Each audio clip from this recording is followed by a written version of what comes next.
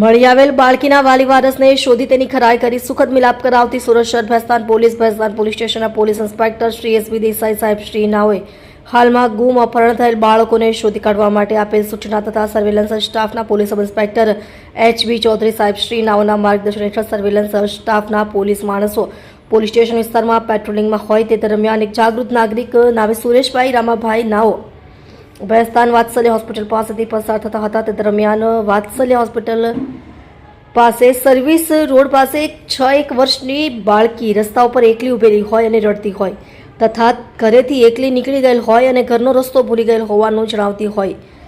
જેથી સુરેશભાઈ નાઓએ સદર બાળકીના વાલી વારસની આજુબાજુમાં શોધખોળ કરતા વાલી વારસ મળી આવેલ નહીં, જેથી તેઓએ કંટ્રોલ રૂમમાં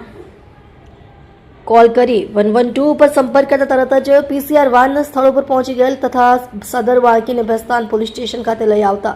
સદર બાળકીના વાલી વારસને તાત્કાલિક શોધ કાઢવા માટે સર્વેલન્સ સ્ટાફની તથા શ્રી ટીમની અલગ અલગ ટીમો બનાવી મળી આવેલ બાળકીનો ફોટો વિવિધ સોશિયલ મીડિયા ગ્રુપમાં મોકલેલ. સદર બાળકી ગુમ બાબતે જાહેર સ્થળો, રેલવે સ્ટેશન, બસ સ્ટેશન, બાગ બગીચા વગેરે જગ્યાઓએ જાહેરાત કરેલ તથા આજુબાજુ લગાવેલ સીસીટીવી કેમેરા ચકાસી તથા અલગ અલગ સોસાયટીઓ તથા જગ્યાઓ પર સઘન શોધખોળ કરતા અત્રેની સર્વેલન્સ ટીમ તથા શ્રી ટીમ દ્વારા સદર ગુમ થનાર બાળકીની માતા નામે સાવિત્રી દેવી ભયારામ નિષાદ ઉંમર વર્ષ 40 રહે પ્લોટ નંબર 64 છલિયાનગર ભેસ્તાન સુરત નાઓનો સંપર્ક થતા તેઓને ભેસ્તાન પોલીસ સ્ટેશન ખાતે લઈ આવી મળી આવેલ બાળકી નામે નયના ભયારાવ નિષાદ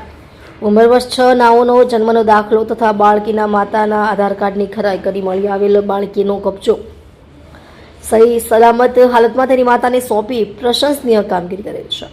આપ જોઈ રહ્યા છો ગુજરાતની સૌથી પહેલા ખબર આપતી Surat express news channel director Rajesh મંગલેની સાથે.